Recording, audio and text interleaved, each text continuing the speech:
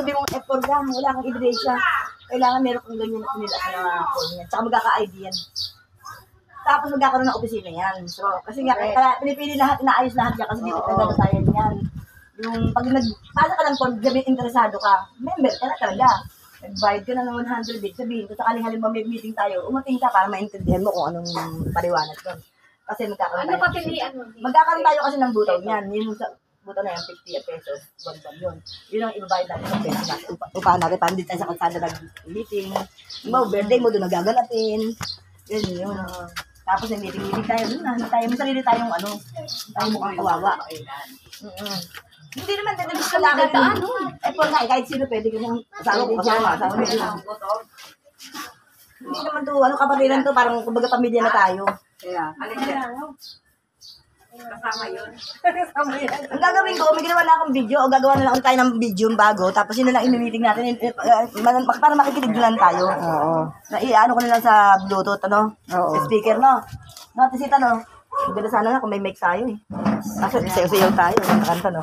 Kahit ilan lang tayo, masaya pa rin ang meeting natin, di ba? Namumaganda itong lugar na ito.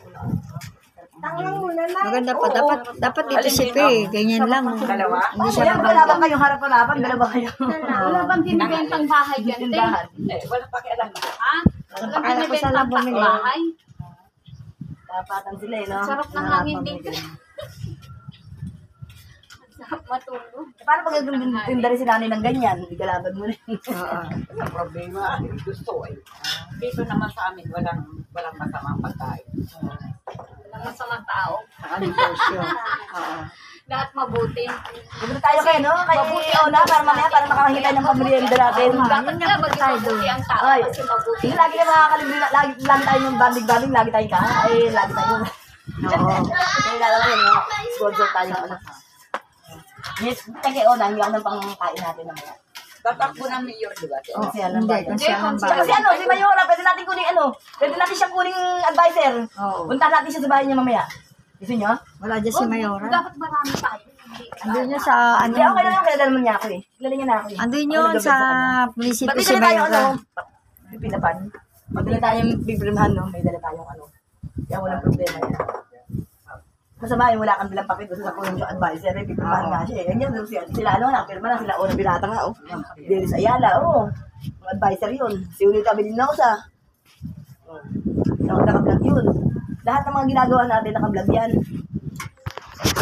Kaso hindi nga. Huwag mo na alisin si ano, Angela. Hindi naman inalit, pero sabihin. Hindi, ibig sabihin yung ano niya, mamaya. Hindi pa yun. Hindi naman siya inalis kay ando pa rin siya. Oo nga, ibig ko sabihin, siya pa rin. Mamaya ayoko yung ano, magdamdam. Hindi naman magdadamdam yun. Hindi ka Kakausapin. pwede ate sita ng ganyan. Kakausapin ko yan, paghaharapin ko kayong dalawa. Ikaw ba willing ka ba?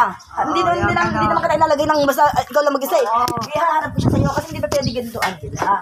Ayoko namin tanggalin. Kaso anong gagawin natin? Mamili ka. Hindi ba pwede sabihin mo kasi hindi mo kailangan susundin ang gusto mo na gano'n. Katulad yan. Kailangan ng sekretary. Halimbawa, paano kung wala ka?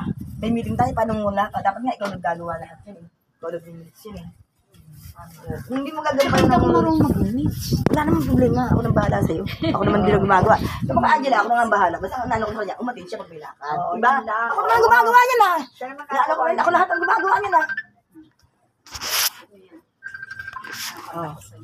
Ako